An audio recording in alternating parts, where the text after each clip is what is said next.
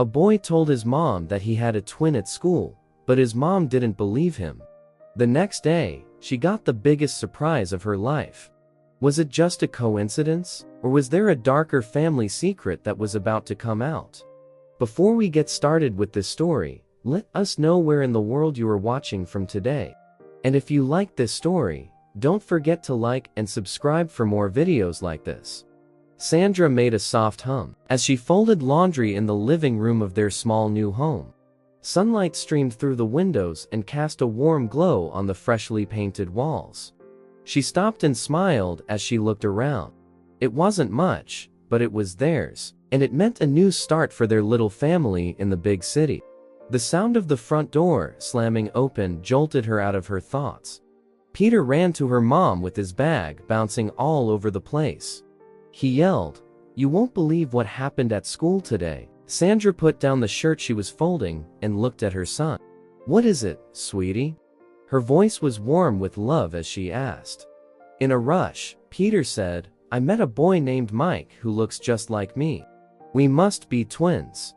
Sandra laughed and shook her head slightly. "Oh, Peter," she said softly, "sure you'd just look alike. That happens to everyone." But Peter wasn't deterred. He grabbed her hand and said, "Mom, you don't understand. His eyes are the exact same color and shape as mine, and his nose is the same shape and color as mine." Sandra patted his hand and smiled. "Honey, just because you have similar features doesn't mean you're twins." Peter's face fell a little, but he kept going. "But Mom, we sound a lot alike, not just because we're the same height and color for hair." Sandra let out a sigh when she realized Peter wasn't going to give up quickly. She got down on her knees and looked into his earnest face. "Peter, sweetheart, it's cool to meet someone who looks like you, but I promise you're not twins. If I had twins, I would know." Peter raised an eyebrow and asked, "What if we got separated at birth, like in those movies?" Sandra laughed softly. "Things that happen in movies don't happen in real life, honey." "But, Mom, don't be a butthead." Sandra told him, "I'm sure Mike is a great kid, and it's great that you have a new friend. But you're not twins." And she meant it. "You are our unique boy, and there is only one of you." Peter's shoulders sagged, and he said quietly, "You don't believe me." The thrill was gone from his face. The sadness in his voice broke Sandra's heart, and she reached out to smooth his hair. "Not because I don't believe you, honey. I think you and Mike look a lot alike, but our minds can get the best of us, especially when we're excited about something." Peter took a step back, his lower lip shaking a little. "It's not my imagination," he insisted. "You'll see when you meet him." Sandra stood up, her knees squeaking a little. "Yes, honey, I'm sure I will. I can't wait to meet your new friend. Now, why don't you go wash up?" Peter silently nodded. His earlier excitement was gone, and he trudged back to his room, his feet dragging on the carpet. Sandra watched him leave, a small frown forming on her forehead. She hated to see him so sad, but she knew it was important to keep his irrational beliefs in check. Still, a small part of her wondered how strong his belief was. But she shook her head to dismiss the thought. Peter had always had a vivid mind, and this was just one more example of it. As he went to his room, Sandra went back to folding clothes, her mind already on the things that needed to be done. Before her husband Georgie got home from work, she planned to talk to Peter again later, and she thought that maybe they could look at some pictures of lookalikes online to show him how common it was for people who are not related to look alike. With a small sigh, she picked up another shirt to fold, pushing thoughts of Peter's twin to the back of her mind. They still had so much to do in their new home, and she was determined to make it as welcoming as possible for her family. After all, this was a new beginning for everyone, and she wanted it to be perfect. That night, as Sandra put the last dish on the table, the cozy dining room smelled like roasted chicken and veggies. Georgie was just getting home from work. His tie was a little loose, and his sleeves were rolled up. Peter jumped up and down in his seat, excited to tell his dad about his day. "How was work, honey?" Sandra asked Georgie, as she passed him the bowl of mashed potatoes. Georgie smiled tiredly and said, "Yeah, the same old paperwork. Nothing exciting." He then turned to Peter and asked, "Champ, did anything exciting happen at school today?" Peter's eyes lit up. "Dad, you won't believe it. I met my twin." Georgie stopped eating and looked at Peter. "Your twin?" Sandra laughed and shook her head. "Oh, Peter's been talking about this all afternoon. He met a boy at school who looks just like him." Peter nodded. "His name is Mike, Dad, and he looks just like me. We have the same eyes, nose, and voices." Georgie scowled and said, "That's right," in an oddly strained voice. Sandra looked at Georgie with interest when she noticed that his tone had changed. She thought he would laugh it off or make a joke about Peter's imagination going wild, but Georgie seemed tense instead. "Yes, that's right." Peter didn't seem to notice the tension. "Mom doesn't believe me," she said. "But when you see him, you'll know." Georgie sat down his fork. "Peter," he said, with a pale face and shaky voice, "there's no way you could have a twin. Your mother and I would know if that were true." Sandra paid close attention to Georgie. She had a strange feeling in her stomach. Why was he acting so strangely about this? "But Dad?" Peter began to say, "No buts." Georgie cut him off, his voice raised. "Now, it's not possible. You probably just met a boy who looks like you. It happens to everyone." Peter's shoulders sagged, showing sadness. "You don't believe me either," he mumbled. Sandra put out her hand to shake Pat Peters. "We think you met someone who looks like you, sweetheart," she said. "The thought of having secret twins is more like something from a story than something real." Georgie quickly nodded, as if he wanted to end the chat. "Right now, why don't you tell us about what you learned in math class today?" he asked. Peter reluctantly began to talk about his math lesson. Sandra couldn't shake the thought that something wasn't right. She kept looking at Georgie and noticing how he avoided her eyes by focusing on his plate. His hands shook a little as he cut his chicken. What was he trying to hide? Sandra was confused. She had known Georgie for a long time and could always tell when he was upset. This wasn't just him being tired from work or stressed out about a project, she thought. He was keeping something from her, and it had to do with Peter's twin. But why is Georgie so worried about a child who looks like Peter? Sandra's mind was full of impossible possibilities. But she pushed them aside, telling herself she was being silly and that there had to be a sensible reason for Georgie's behavior. As dinner ended, Sandra was lost in thought and barely tasted the food on her plate. She quickly cleared the table and loaded the dishwasher while keeping an eye on Georgie. He seemed to calm down as the night went on, but there was still a tension in his shoulders that hadn't been there before. When it was time for bed, Sandra kissed Peter goodnight and told him they'd talk more about his new friend tomorrow. As she climbed into bed next to Georgie, she thought about bringing up his strange behavior at dinner, but she didn't. Maybe she was afraid of what he would say, or maybe she thought that if she gave him time, he'd tell her on his own. So she turned off the light and whispered, "Good night, honey," into the dark. Sandra stayed awake long after Georgie's breathing had calmed down, her mind full of unanswered questions. The next day at school, Peter couldn't hold back his excitement. He hopped on his toes while waiting for recess, eager to find Mike and talk more about how much they looked alike. When the bell rang, he ran out to the playground, scanning the crowd of kids for his look-alike. Mike called out from near the swing set, "Pete, over here." Peter smiled and ran over, plopping down on the swing next to Mike. "Hey, I told my parents about you last night," he said out loud. Mike's eyes got really big. "What did they say?" Their smiles got a little shaky because they didn't believe me. "My mom thought I was making it up, and my dad got really weird about it." Mike nodded and said, "Yeah, I made a new friend who looks a bit like you." His mom laughed and told him, "You must have made a new friend who looks a little like you." The two boys sat still and slowly swung back and forth for a moment. Then Peter perked up and asked, "What is it?" Mike leaned in closer. Remember how Miss Johnson told us that we have class pictures tomorrow? Peter was very excited, and Mike slowly nodded, but he didn't quite follow. So Peter told Mike that if we stand next to each other in the picture, our parents won't be able to deny how much we look alike. Mike's face lit up. That's brilliant. They can't say we're making it up if they see us in a picture next to each other. The boys spent the rest of recess planning how they would make sure they were next to each other in the picture. They decided to ask Miss Johnson if they could stand together, thinking she wouldn't mind as long as they were polite. As the bell rang to end recess, they were ready to go. Peter and Mike looked determined and said, "I promise you won't forget this." This was the end of break. Mike seriously agreed and said, "I promise that tomorrow we'll get proof that we're twins."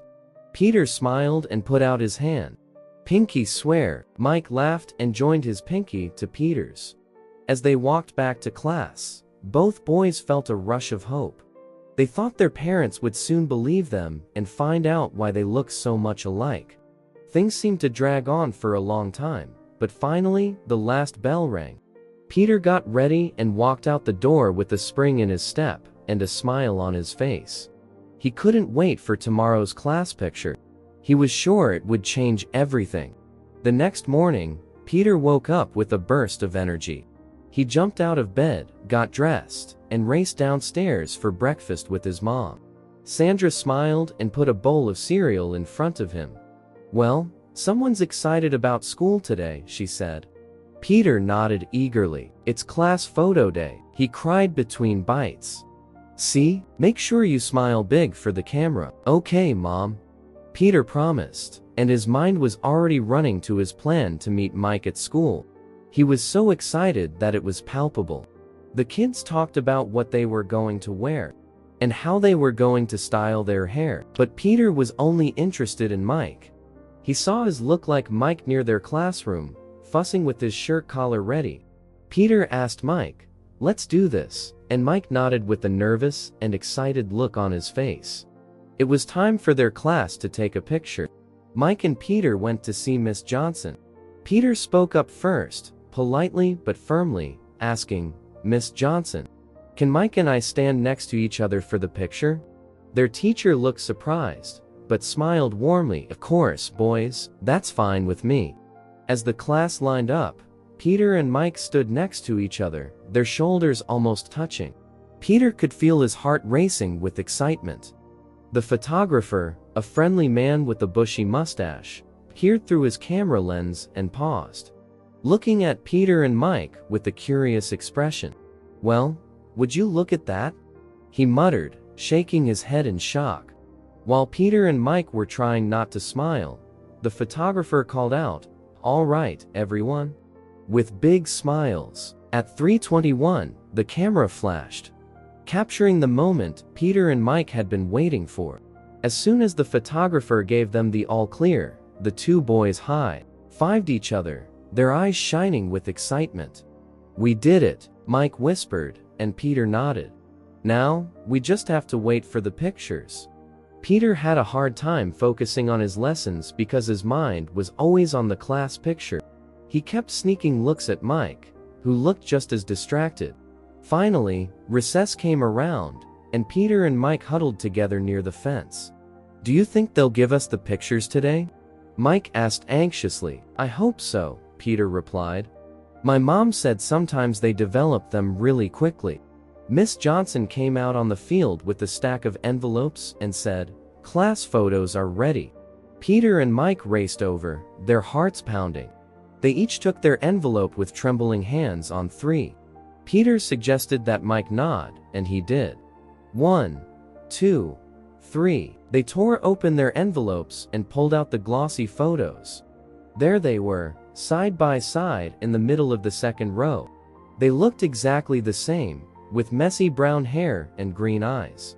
Same smile with dimples. Peter had a lump in his throat and whispered, "Wow." Mike's eyes widened as he said, "They can't say we're making it up now." The boys gave each other another high five, this time filled with pride. They had done it. They had taken charge of their situation. just like they planned. As the school bell rang, ending the day, Peter carefully put the photo into his backpack and said goodbye to Mike. They were both excited to show their parents the proof. Peter walked quickly home because he was excited to see his mom's face when he showed her the picture. Maybe she would believe him now, and they could start to find out what was going on. Peter rushed through the front door, his backpack riding up his back as he ran into the living room. "Mommy," he yelled, his voice full of joy. Sandra came out of the kitchen, wiping her hands on a dish towel, and asked Peter, "What's making you so upset, sweetheart?" With a soft smile on her face. Peter fumbled with his backpack, shaking his fingers as he unzipped it. "I have something to show you," he said, pulling out a class picture and thrusting it at his mother, his eyes wide with excitement. Sandra took the picture, her brow furrowed as she looked at it. As Peter pointed to the middle of the second row, where he and Mike were standing next to each other, he said, "See, that's me and Mike. We look just like each other." Sandra's eyes grew big as she looked at the picture. The resemblance was so strong that it was like someone had taken two pictures of Peter and put them next to each other in the picture. Sandra took a deep breath and put her hand over her mouth. She looked back and forth between the picture and Peter, her mind racing. Peter jumped up and down, too excited to hold back his energy. "Mom, I told you we might be brothers, or even twins." She sat down on the couch and stared at the picture again. The resemblance was too strong to ignore, and Sandra started to wonder, for the first time, if Peter might be telling the truth. Could it be possible? "Peter, honey," she said slowly, "this is quite something. I have to admit you two do look very much alike." "You now believe me?" Because Peter's face lit up. Sandra didn't want to jump to conclusions, but she also didn't want to brush off her son's feelings either. "I agree with what she said. There is definitely a strong resemblance. But I don't know what it means yet. We need more knowledge." Peter happily agreed. "Can we talk to Mike's mom? She might know something." Sandra thought about this for a moment. It was a good idea, and she had to admit that she was interested. "Really, that's not a bad idea. I'm going to call her." She got up and went to the kitchen, where she picked up the phone and called the school. Even though her heart was beating a little faster, she didn't say anything. "Hello," a happy voice from Maple Grove Elementary's front desk said. "Hello, my name is Sandra Elliott." Peter's mom, Sandra, asked if I could talk to Peter's teacher, Miss Johnson, after a short hold. The line was picked up by Miss Johnson. Sandra tried to keep her cool as she talked about what was going on, but her interest was building. "Oh, Miss Johnson said, I noticed the resemblance between Peter and Mike myself. It's quite remarkable. Could you please give me Mike's mother's contact and information?" Sandra asked me to get in touch with her about this. Miss Johnson agreed, and Sandra quickly wrote down Clara Parker's phone number on a piece of paper. Sandra thanked the teacher, hung up the phone, and stared at the number for a long time. Peter walked up to her and asked, "Did you get it? Are you going to call her?" Sandra answered with a worried but determined, "Yes, I got the number. I'll call Mike's mom and see if we can work this out together." After taking a deep breath, Sandra put her fingers on the phone's keyboard and looked at Peter, who was watching her with wide, eager eyes. "Here we go," she whispered, as she called Clara. The phone rang 3 times, once, twice, and 3 times. Sandra's heart beat fast with every ring. Just as she thought the call might go to voicemail, a lady answered and said, "Hello, is this Clara Parker?" Sandra asked, with a slight shush, "Yes, it is. Who's calling?" "My name is Sandra Elliott, and I had to swallow hard. I'm Peter's mom. Your son Mike and Peter are in the same class." There was a pause on the other end of the call. "Yes, Mike has been talking a lot about him lately." Sandra nodded, even though Clara couldn't see her. "That's why I'm calling. I couldn't help but notice how much our boys look alike. When Peter showed me the class picture today." Clara's voice got softer. I know. Mike showed the picture to me too. It's creepy, isn't it? Sandra nodded. She took a deep breath again. Maybe we could get together somewhere to talk about this. I understand that this may seem odd, but I can't shake the feeling that there's more to it than meets the eye. Clara was quiet for a moment, and Sandra thought she might have said too much. There was a hint of worry in Clara's voice as she spoke, though. What do you know? That seems like a good idea to me.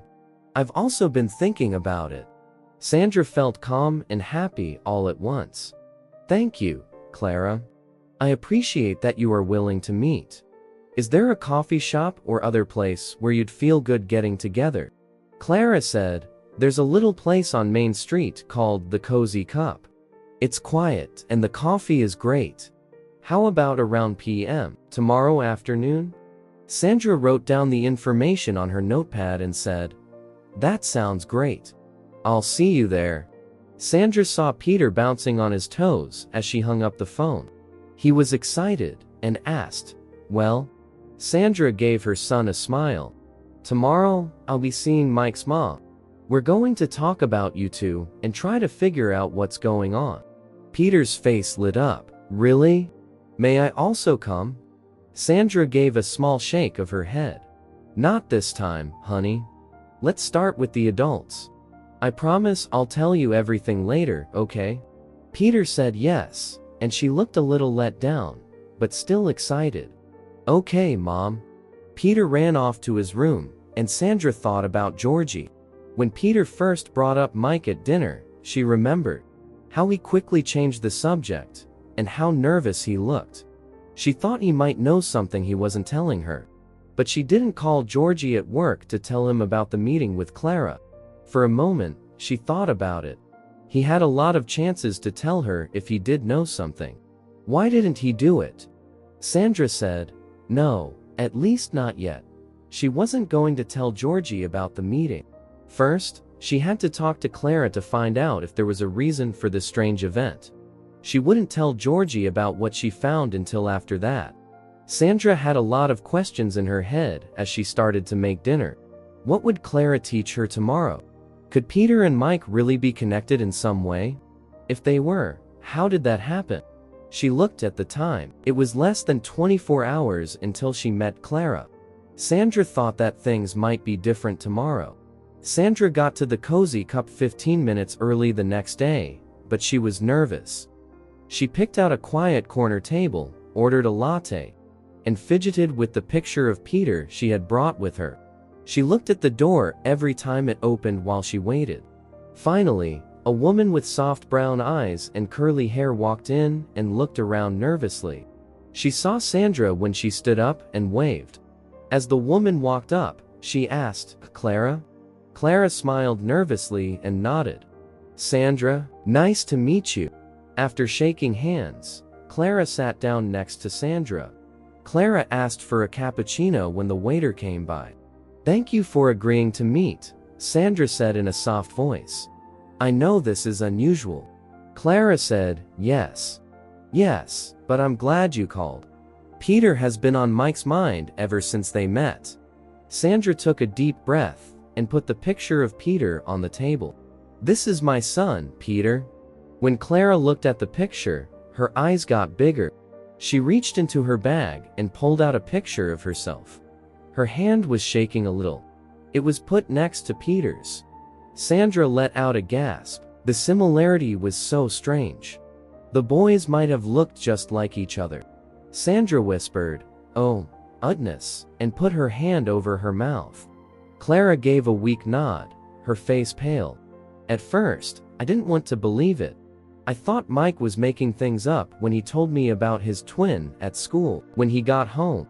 However, as Sandra looked up at Clara, her eyes were cloudy with doubt and fear. How is this possible?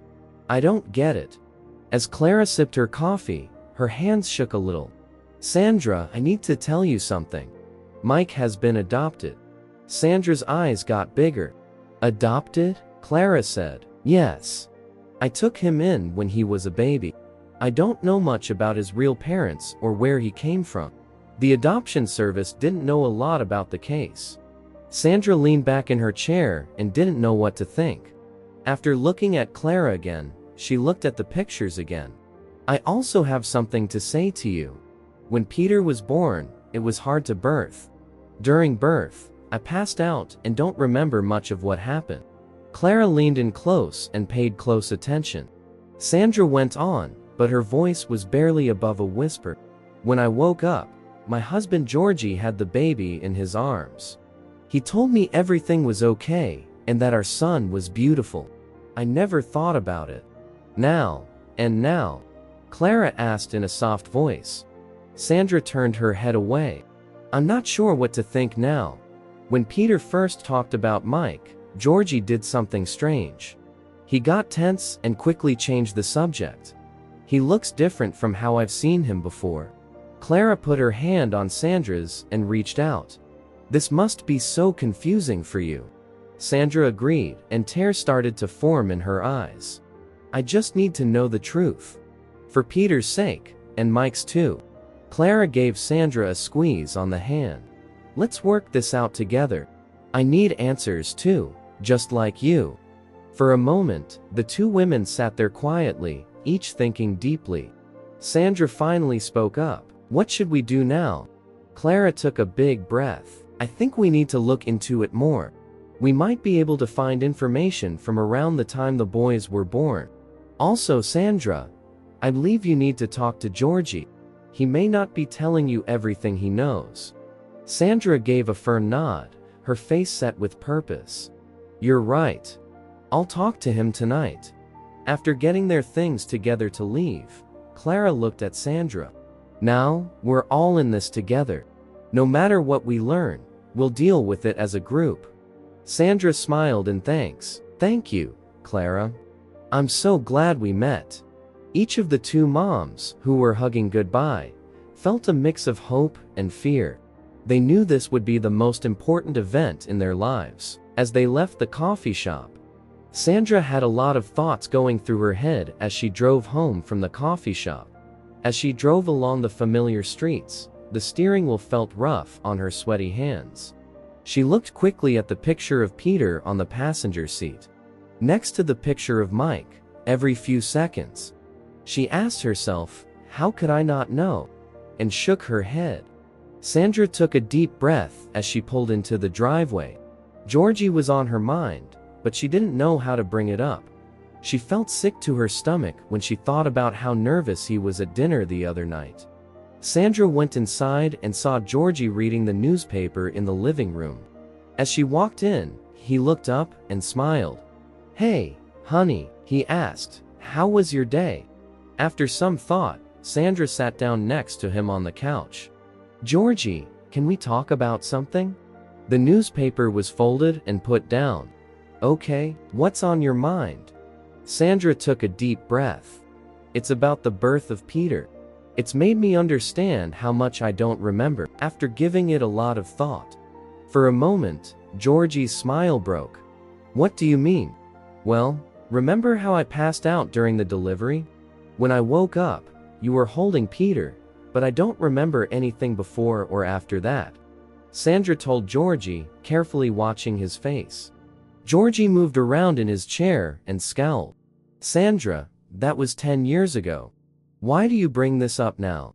Sandra leaned in close and spoke in a soft but firm voice. It's just that I think there are things I don't know that happened while I was asleep. What happened? Could you tell me more? Georgie stood up quickly, and his face got tight. Sandra, I have nothing to say. Even though it was hard work, everything worked out fine. Our son is happy and healthy. Why do you think about this too much? Sandra could feel a knot in her gut. What Georgie did was exactly what she had been afraid of. Georgie, not thinking too much. All I want to do is understand. There's nothing to understand, Georgie told her in a sharp voice. You're making something out of nothing. Could we just drop this? With anger rising up inside her, Sandra also stood up. Georgie, Peter saw a boy at school who looks just like him. Isn't that weird? Georgie's face turned a little pale, but he quickly calmed down. Sandra, it's just an accident. A lot of kids that age look alike. Your thoughts are getting out of hand. Sandra woke up early the next morning with a lot of questions still going through her mind. On her toes, she crept downstairs, being careful not to wake Georgie. In the kitchen, she called Clara's number with a voice that was almost a whisper. "Hi, Clara. This is Sandra. I thought that you should go to the adoption center today. They might be able to help us out." Georgie stopped moving when he got to the bottom of the stairs. He strained to hear more of his wife's quiet voice coming from the kitchen. Sandra went on, "Yes, I think that's a good idea. I'll go there first thing in the morning. Georgie will know I'm leaving to go shopping." Georgie clenched his teeth. He went up the stairs in silence, his mind racing. He picked up his phone in their bedroom and called someone. "Hi, John. This is Georgie. Please help me," he said, in a low voice. "Could you work at the office today instead of me? There's been some news." After the call, Georgie quickly got dressed. He went downstairs and faked a smile as he walked into the kitchen. He kissed Sandra on the cheek and said, "Good morning, honey. I have a meeting early today. Could get home late." Sandra didn't look at him and just nodded. "All right, after work, I might go shopping." Georgie got his bag and rushed out the door, his heart racing. He opened his suitcase and took out a thick envelope in his car. He looked through the money inside and then put it in the pocket of his jacket. It felt like the drive to the adoption center would never end. Georgie's mind was racing with all the things he had to do, and his fingers were white on the steering wheel. Georgie walked deliberately to the front desk at the center. "I need to talk to the director," he said in a low, quick voice. "It's a sensitive matter." The front desk worker thought for a moment, then nodded and picked up the phone. After a short time, Georgie was led into a small room. As he walked in, the director, a middle-aged woman with kind eyes, looked up. "How can I help you, sir?" Georgie leaned forward and sat down. He took out the package and said, "I need your help with something sensitive. My wife might come over here to ask about adopting our son. I can't let her know the truth." A picture of Sandra was slid across the desk by him. "This is her. You need to tell her there are no records or information at all if she comes in." The director looked at the envelope with a frown. "Sir, we can't just." Georgie stopped her and pushed the package toward her. "Please, you don't know what's at stake. If she finds out the truth, my family will fall apart." The director's eyes got really big when he saw how much money was there. She thought for a moment and then took the envelope slowly. A soft voice said, "I get it. We'll keep your wife's visit confidential if she comes." Georgie nodded, and a sense of relaxation came over him. He stood up and said, "Thank you. You have no idea how important this is." Georgie felt both guilty and determined as he walked back outside to his car. He felt bad telling Sandra lies, but he told himself it was best for her. He would never, ever let her find out the truth about Peter's birth. On the other hand, Sandra also got up early because she wanted to get to the adoption center on time. As she pulled into the parking lot of the adoption center, her heart was beating fast. After dropping Peter off at school, she was filled with questions and dreams that answers would come to her. As she got closer to the door, she saw a familiar car. Georgie's was the one that pulled out of the lot. She frowned and said, "What in the world?" She took out her phone and called Georgie's number without giving it much thought. The third ring caught his attention. "Hey, honey, what's up?" His voice was raspy. "Georgie, where are you?" Sandra asked, as she watched him slow down at a stop sign. "Of course, I'm at the office. I just got in." "Why?" Sandra felt sick to her stomach. As he drove off, she could see him clearly through the window of his car. He had his phone to his ear. "No reason," she said, lying so softly that it was almost a whisper. "I'll talk to you later." With a small shake in her hand, she hung up. What did Georgie do at the adoption center if he was going to lie? Sandra took a deep breath, shook her head, and walked into the building. The waiting room at the front desk was quiet, with only a few people sitting in chairs. When she got to the front desk, a young woman smiled and welcomed her. "Good morning. What can I do to help you?" Sandra blew her nose. "Hello, here to look up some records about a boy named Mike's adoption. About 10 years ago, he would have been adopted." For a moment, the receptionist's smile broke. She picked up the phone and said, "Let me check with my boss." Sandra nervously tapped her fingers on the counter while she waited. The clerk hung up and turned back to her. After a short talk, "I'm sorry, but we can't share any information about adoptions without proper authorization." "But I'm not asking for details," Sandra said. "I just need to know if there's a record of his adoption." The young woman moved in an awkward way. "Excuse me, but we can't really say anything. It's how we do things." In a low voice, Sandra leaned in. "Please, this is very important. Mike seems like he could be my son's twin brother. All I want to know is if there's any chance." "I'm sorry," the receptionist said, in a strong but understanding tone. "We're sorry, but we can't help you. For this kind of information, you'd have to follow the right legal steps." With anger rising up inside her, Sandra took a step back. It caught her attention that some of the staff weren't looking at her. When she looked around the room, "Is there someone else I can talk to? A manager, maybe?" The front desk worker shook her head. "I'm sorry, no, we've been told not to talk about this any further." Sandra's eyes got very dark. "Instructed by whom?" The young woman turned her head away, clearly feeling bad. "I have nothing else to say. I'm sorry." When Sandra saw that she wasn't going to get anywhere, she left the center. She stopped and leaned against the door of her car as she got there. She had a lot on her mind. There was something more going on than just Georgie being here and lying about being at work. Now, the staff's strange behavior adds to the picture. She took a big breath and felt more determined than before. They wouldn't give her answers, so she would find them somewhere else. No matter what was going on, she was going to find out. After that, she chose to call Clara and tell her what she had seen. Things that happened at the adoption center had scared her, and she needed to talk to someone who would get it. "Clara, it's Sandra," she told the other lady, when she answered. "Something strange happened at the adoption center today." "What is it?" Clara asked, and her worry could be heard in her words. "Take a deep breath, Sandra." Then she told what happened: Georgie's car in the parking lot, his lie that he was at work, and the staff's failure to help her. Sandra added, "It looks like they were hiding something. I don't know what to think anymore." Clara was quiet for a while. She agreed, "That does sound fishy. But we can't give up now. For the sake of our boys, we need to know the truth." "But how?" Sandra asked, feeling down.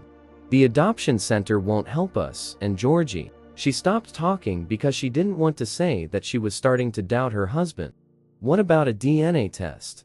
Clara made a sudden suggestion. "If Peter and Mike really are twins, that would prove it beyond any doubt." Sandra's heart skipped a beat. What a great idea! Why did I not think of that?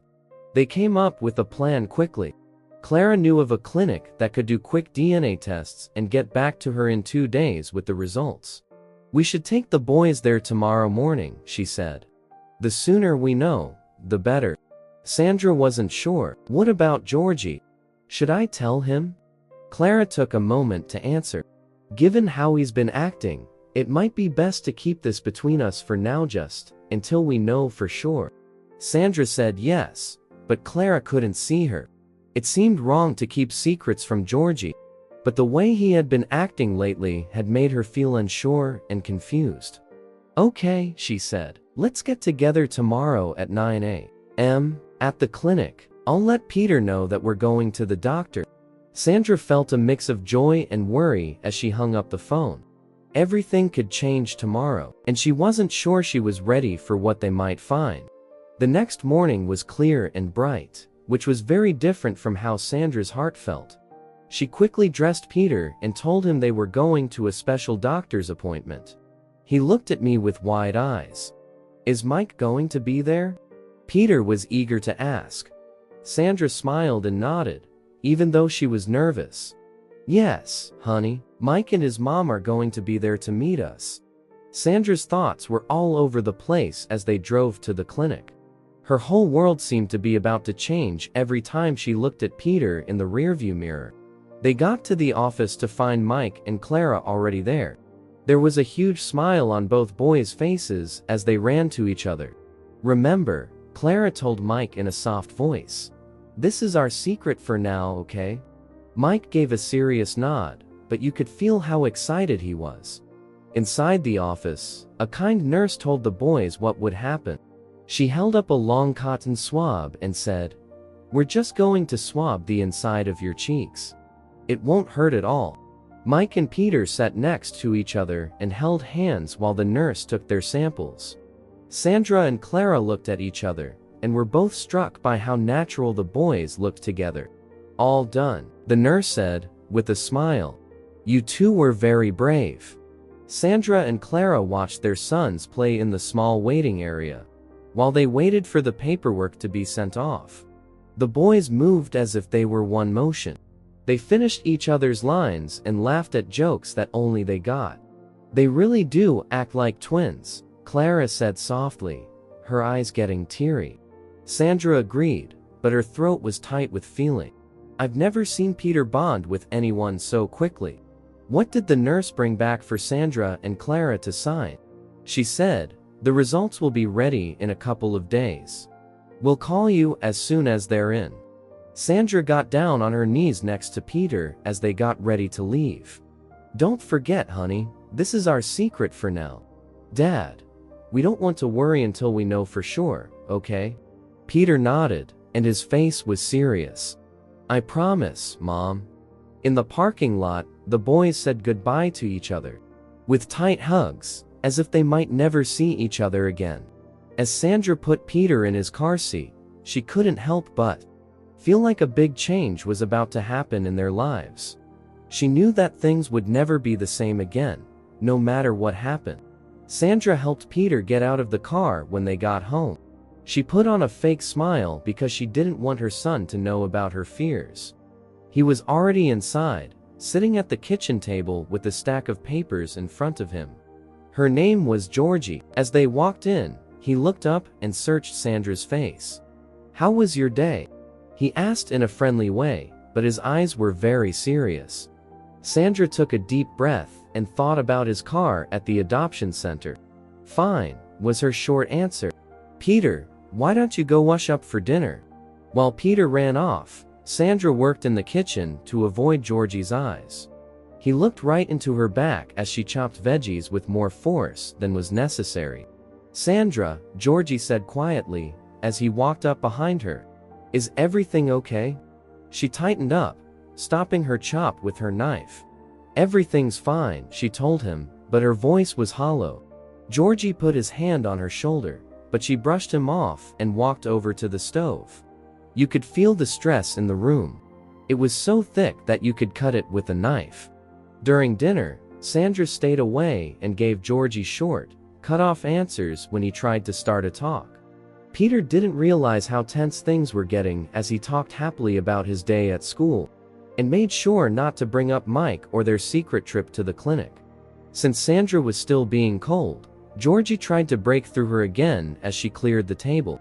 "Wife, you look upset. What happened today?" Sandra stopped to do the dishes. For a moment, she wanted to tell him he was telling lies. But she didn't go through with it because she was afraid of what it might show. She finally said, "I'm just tired," and forced a small smile. "It's been a long day." Georgie's eyebrows raised, and he looked with eyes that were both worried and suspicious. "Are you sure that's all it is?" Sandra finally said, "Yes, Georgie," because she was losing her cool. "I told you I was okay. Why don't you just leave it alone?" Georgie's face briefly showed pain, but it quickly changed to a guarded look. He gave a slow nod and stepped away from the table.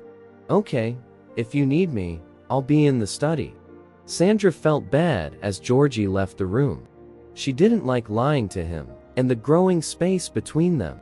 She couldn't face Peter, though, until she knew the truth about where he came from. That night, after dinner, Sandra put Peter to bed. He looked up at her with innocent, wide eyes. He asked in a whisper, "Mom, why doesn't my twin stay with us?" Sandra's heart shook. She sat on the edge of his bed and lightly stroked his hair. She said softly, "Oh, sweetheart, we're not sure if Mike is your twin. Remember? That's why we had that extra test today." Peter gave a serious nod. "But if he is my twin, can he come live with us?" Sandra's eyes started to tear up. She said, "I don't know, honey. But no matter what happens, you know Daddy, and I love you very much, right?" Peter nodded again and let out a big stretch. He whispered, "I love you too, and his eyes closed. Sandra watched her son sleep for a long time. She had a lot of questions in her head that she couldn't answer. She finally kissed Peter on the forehead and left the room quietly. She stopped in the hall outside of Georgie's closed study door. He was likely working late, as he often did, because she could hear him moving around inside. She thought for a moment about going in and telling him what she thought. But she didn't, because she was afraid of what she might find out. She instead went to their bedroom and got into bed by herself. Sandra thought about how long they could keep dating, while lies and doubts kept them apart. As she lay there in the dark, Sandra doesn't remember much about the next few days. It was hard for her to focus on anything else because she couldn't stop thinking about the DNA test results. Everyday things like making meals and helping Peter with his homework were things she did at home, but she wasn't really into them. Finally, Sandra's phone rang 2 days after the test. When she saw Clara's name on the screen, her heart skipped a beat. When Clara said, "Sandra," her voice got tense from excitement. "The clinic called me just now. The results are with them." Sandra couldn't get her breath out. "Do they? What did they say?" "Nothing yet," Clara said. "They told us to go get the envelope in person. I haven't opened it yet, but I did pick it up. I thought we might be able to do it together." Sandra said yes, but then she realized Clara couldn't see her. "Yes, without a doubt. Where should we get together? Why don't you come to my place?" Clara said it. "The boys are at school, and we'll have some privacy." Sandra said, "Okay," but her voice was shaking. "I'll be there in 20 minutes. Sandra's hands were shaking as she hung up the phone. That was it. Now was finally the time of truth. Sandra was stressed out when she got to Clara's house. While she was at the door, Clara smiled nervously at her. They went into the living room. The package was out of place on the coffee table, but it would change everyone's life. "Are you ready?" Clara asked, in a voice that was almost a whisper. Sandra couldn't say anything, but nodded. Clara gently opened the envelope with hands that were shaking. She took the paper out of the envelope and spread it out. Both women leaned in close and looked over the paper. In black and white, they saw the truth they were looking for. The data showed that Peter and Mike were almost certainly identical twins, 99.9 chance. Sandra let out a gasp and put her hand to her mouth. Clara sobbed so hard that tears filled her eyes. "They're the really twins," Sandra said in a very low voice, shocked. Clara wiped her eyes and nodded. "That's crazy. Mike had a brother out there the whole time." Sandra was hit by the truth of the situation like a wave. Peter, her beloved son, had a twin brother that she never knew about. How is this possible? Sandra spoke with a shaking voice. Why didn't I know? Sandra felt a lot of different feelings as the shock wore off. She was happy to learn that Peter had a brother, but she also didn't understand how this could have happened, and became more and more angry at Georgie. Strange things he did and lies he told made sense now. She whispered, "I'm so relieved," and broke Sandra's thoughts. "I've always been interested in Mike's past and where he came from. I now know some of his past." Sandra nodded because she knew Clara was relieved. But the news made her think of more questions than solutions. She could feel her anger rising inside her. "I need to talk to Georgie," Sandra said, with a tear in her eye. He must know something about this. Since Peter brought up Mike, he's been acting so strange. Clara gave her a squeeze. You're right. You need to know more, but watch out, Sandra. This is a tricky situation. Sandra took a deep breath to try to slow down her mind. I understand. I can't believe he would keep this from Peter and me. Sandra had a lot of feelings that she couldn't quite sort out, as she held the proof of her son's twin in her hands. Peter felt happy to find this new link, but she also felt betrayed and confused at the same time. What do we tell the boys? To be quiet, Clara asked. Sandra turned her head away. I'm not sure. I believe I should first talk to Georgie. Before we say anything to Peter and Mike, I need to know what happened. Clara agreed and nodded. That makes sense. Sandra, take your time. There's a lot to think about here. As Sandra got ready to leave, she could feel a storm of feelings building up inside her. As she drove home from Clara's house, her hands were shaking as she held onto the steering wheel. The DNA results made her bag feel like it had a hole in it. Her mind was full of questions, and she felt angry and confused. What did Georgie do to hide this for so long? Sandra took a deep breath as she pulled into their driveway to get ready for the argument that was about to happen. She knew Georgie would be home because it was Sunday. Her heart was beating fast as she walked through the front door. Georgie was reading a book on the couch in the living room when she got there. He looked up as she walked in, and he smiled, but it didn't last long when he saw how she was looking. Sandra, what's wrong? He asked, sitting up straight. Sandra took the DNA results out of her bag and put them in front of her. Georgie, I think you know what's wrong. I need to know the truth about Peter right now. Georgie's face turned pale, and he took a deep breath. What are you talking about? When Sandra said, "Don't lie to me anymore," her voice broke with anger. Yes, I have proof that Peter has an adopted twin brother named Mike. Again, I ask, what's the truth about Peter's adoption? Georgie slouched and closed his eyes, giving the impression that he was done. They were wet with tears when he opened them again. I'm so sorry, Sandra, he said, in a low voice. I never meant for you to find out like this. Sandra sat down in a nearby chair because her legs were tired. She said in a whisper, "So it's true." Georgie gave a slow nod. That's right, but please allow me to explain. I'm listening, Sandra said in a cold voice. Georgie took a big breath. Do you remember how hard it was for you to be pregnant? The problems that came up during delivery? Sandra nodded, and her hand moved to her stomach without her realizing it. There's something I didn't tell you, Georgie said, his voice shaking. Our biological child. He was stillborn. Sandra let out a gasp because she thought the room had lost all its air. What? That's not possible. After Peter was born, I held him. Remember? Georgie turned his head away. After giving birth, you were out of it for a while. You were so weak and broken when you woke up. I was too scared to tell you the truth. I thought it would break you. While she listened, Sandra's world fell apart, and tears ran down her face. Georgie then said, So I made up my mind. I learned that a set of twin boys had been born, and were being sought after. I made plans to adopt one of them. That's Peter. How could you do this? Sandra whispered, and her voice was full of hurt and anger. How could you keep this from me for so many years? Georgie got on his knees in front of her and reached out to grab her hands, but she pulled away. Sandra, I thought I was keeping you safe. It hurt me to think about you going through that. I thought that having a child to love would help us get better. Sandra quickly stood up because she needed to get some space between them. Georgie, you didn't have the right to make that choice for me. You have no reason to keep this secret. Do you know what you did? I know it was wrong, Georgie said, in a beseeching tone.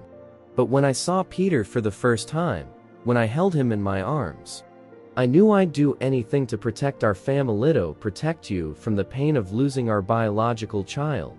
He got closer to Sandra and reached out to touch her shoulder, but she quickly pulled away.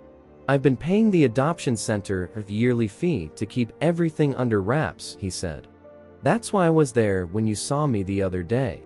If you asked them a question, I made sure they wouldn't tell you anything." Sandra listened in silence, shocked by what she heard. The news was making her mind spin. Georgie's lie was so deep that it was unbelievable. He had been keeping this secret from his family for 10 years. By planning a big lie that changed their whole life together. A lot of different feelings came over her. Betrayal, anger, sadness, and a deep, painful loss for the child she never got to mourn, son or daughter she and Georgie had made together, but whose presence had been erased by Georgie's good-hearted but wrong actions. Sandra got up, but she didn't look at Georgie. She held on to the bedpost to steady her legs because they felt wobbly. She spoke in a hollow voice, I need some time to be alone. Please, Georgie, please give me some room." Georgie nodded, but his face showed that he felt bad about what he did. "Of course," he said somberly. "Sandra, I'm so sorry. I didn't mean to hurt you this badly." Sandra didn't answer. The door to her bedroom felt like it was made of fog as she walked slowly to it. She turned to Georgie one last time as she walked into the room. "Don't follow me," she said softly. "I need to process this on my own." She then shut the door behind her, leaving Georgie to deal with the consequences of what he had done. She lay on her bed and looked at the ceiling. The news that Georgie had told her made her heart heavy. Sandra began to doubt everything she thought she knew about her family as she tossed and turned. She had loved and cared for her son for 10 years, but he wasn't really hers. She couldn't stand the thought. "Can I still love Peter the same way?" she asked, in a voice that was hard to hear in the dark. Her mind was filled with pictures of Peter's first steps, words, and many nighttime stories. She thought about how proud she was when he learned to ride a bike, and how she felt better when he hurt his knee. She would always remember each moment, a sign of how close they were. But now that Sandra knew the truth, she had a sneaking doubt. Would the fact that she knew Peter wasn't really hers change these memories? Could she look at him and not think about the lie that brought him into their lives? Over the course of the night, Sandra felt trapped inside her bedroom. She needed fresh air and room to think. Georgie was sound asleep on the couch, so she got out of bed slowly so as not to wake him up. As she walked down the hall, the cool wooden floor felt good under her bare feet. She found herself outside of Peter's room without giving it much thought. There was a small gap in the door, and Sandra paused for a moment before gently pushing it open. Moonlight came in through the window and gave Peter's sleeping body a soft glow. When Sandra walked inside, she felt her heart pound as she saw her son. Because that's what he was, no matter what. With each calm breath, Peter's chest went up and down. His messy dark hair, which looked a lot like Mike's, was on the pillow. He had one arm around his favorite toy animal, which Sandra had given him for his 5th birthday. Sandra felt a wave of feeling come over her as she watched him sleep. Not at all. She still loved this child, this beautiful boy who had brought her so much happiness. It felt even stronger and more fiercely defensive. That's when she understood that their relationship wasn't based on biology. Lack of sleep, scraped knees, and sharing laughs and tears were the things that held them together. Peter was her son, not because she gave birth to him, but because she loved and cared for him and would do anything to keep him safe. Sandra moved closer to Peter on the bed and gently brushed a hair off of her face. He moved around a little, but didn't wake up. He had a small smile on his face, like he was having a good dream. Sandra knew right then that her love for Peter hadn't changed. How he got into her life didn't matter. What was important was how much love and care she had shown him every day afterward. She bent down and gave him a soft kiss on the cheek. She was so thankful for this wonderful child who had become her mother. Georgie was in the kitchen with a cup of coffee and tired eyes the next morning. Sandra found him there. She took a deep breath and prepared herself for the talk that was about to start. She spoke softly, "Georgie," which made him look up. We need to talk. Georgie sagged his shoulders and nodded. He said, I know, and his voice was heavy with. Sitting across from him, Sandra had her hands clenched on the table. She started by saying, What you did, it hurt me very much. I told you lies and secrets. I didn't feel like I knew you anymore. Georgie winced and couldn't look her in the eyes. Sandra, I'm so sorry. I didn't mean to. Let me finish, Sandra said, in a soft voice. Yes, I'm hurt. I know why you did what you did, now that I've had time to think about it. Georgie looked up with a shocked look on his face. You were trying to keep me from feeling the pain of losing our child, Sandra said, her voice trembling a little. I can't imagine how hard that must have been for you, carrying that burden alone all these years. Georgie's eyes got teary. He said in a whisper, I thought I was doing the right thing. I couldn't bear to see you in pain. Sandra reached across the table and grabbed Georgie's hand. I understand. I understand that you meant well, but I wish you had been honest with me from the start.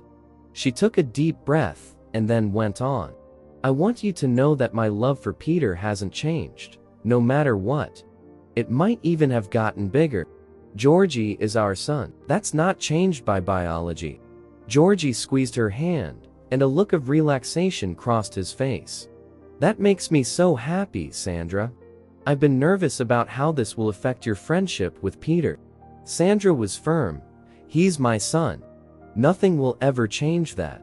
Georgie wiped away a tear as he agreed. Sandra, I'm so sorry about everything. I promise not to keep secrets from now on. Don't lie anymore. I promise I'll always be honest with you. Sandra smiled a little at him. Thanks for that, Georgie.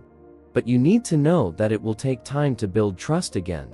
True to his word, Georgie said, it won't happen overnight. I'll do anything to achieve my goal. Sandra, I love you and our family. I want to fix things. For a moment, they were quiet, but the weight of what they had said hung in the air. Finally, Georgie spoke again, and this time, his voice was full of wary hope. Do you think we can heal from this together? Sandra looked at him and saw the man she had loved all those years, Agatha, man who had always tried to do what he thought was best for them, even when he did something wrong. She called Clara the next day to tell her everything. Hi, Clara. This is Sandra. I need to talk to you about something important. There was warmth and worry in Clara's words. Of course, Sandra. Is everything okay? Sandra stole herself and closed her eyes. Last night, I talked to Georgie. He told me everything.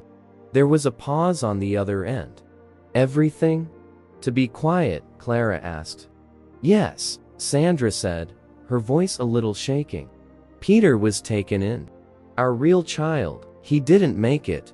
Clara let out a gasp. Oh, Sandra, I'm so sorry. Sandra told Georgie's story and said that he had set up the adoption so that she wouldn't have to go through the pain of losing their child. She had tears running down her face as she spoke, but her voice stayed steady. When Sandra was done, Clara said, I can't imagine how hard this must be for you. How are you feeling? Sandra wiped her eyes. To be honest, I'm not sure. I feel hurt and angry that Georgie hid this from me for so long, but I also understand why he did it. Clara told her, that's totally understandable.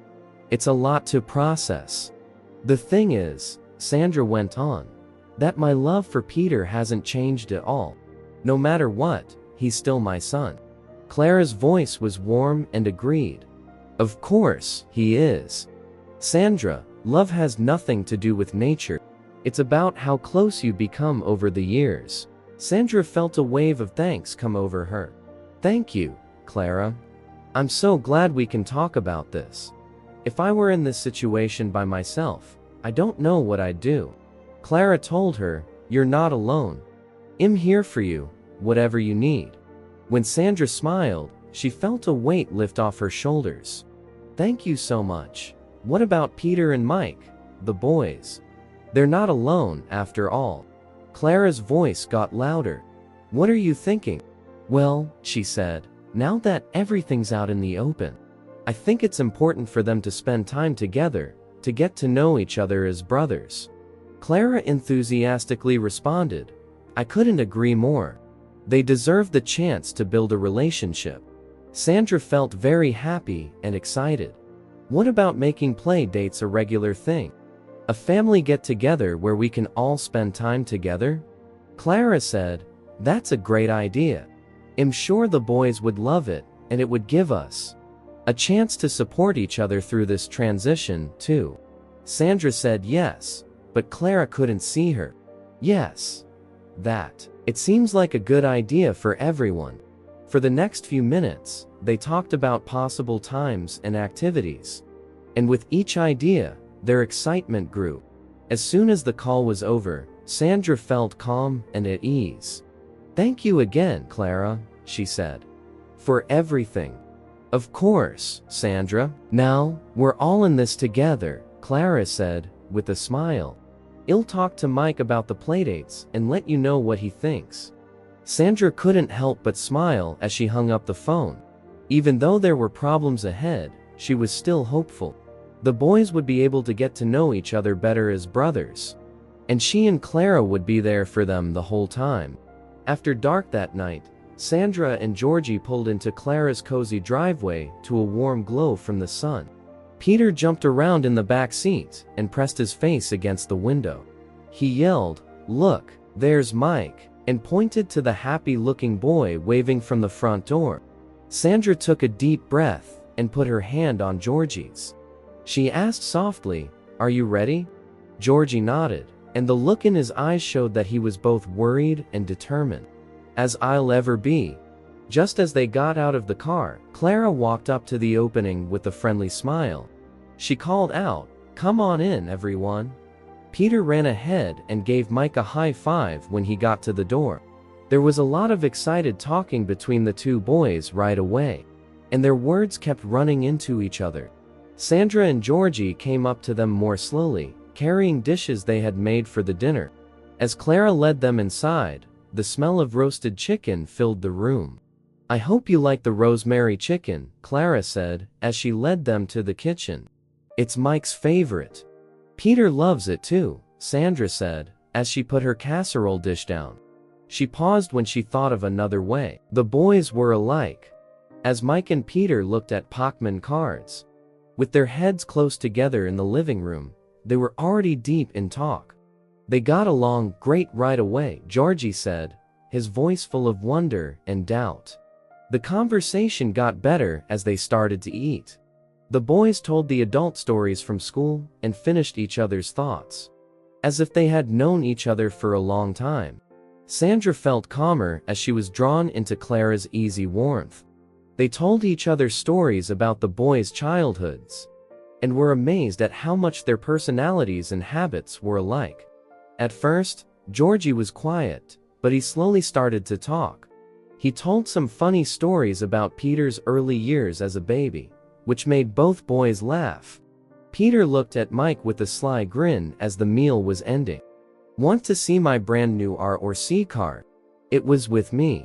Mike's eyes got bright. "Yes, should we play with it outside, Mom?" Clara smiled and nodded at how excited they were. "Of course. Please be careful not to drive it into the flower beds." The boys ran out of the house, and their laughing could be heard all over. The adults went out to the patio and watched as Peter and Mike drove the car through a makeshift course of rocks and sticks. "They really are two peas in a pod, aren't they?" Clara thought, and her voice was soft with awe. Sandra nodded, but she had a lump in her throat. "It's amazing to see them together like this." Georgie cleared his throat as he stood a little farther apart. I'm glad they can get to know each other," he said in a low voice. Sandra reached out and took his hand. There was still a long way to go before they could trust each other again, but this felt like a good start. As the night went on, the boys laughing, excited screams, and the whirring of the remote control car filled the air. Sandra and Clara were having a deep chat in which they talked about their hopes and fears for the future. At first, Georgie was on the edges of the group, but he slowly became more comfortable. He even played with the boys for a while and helped them make the tracks for the car cooler. Sandra felt very thankful at that very moment. With the fire keeping her warm and the love of her new family surrounding her. It wasn't an easy journey, but it got them here to this beautiful, surprising new part of their lives. If you enjoyed the story of Sandra, I handpicked this next story that you will enjoy. Please don't miss this one. Click here to watch it.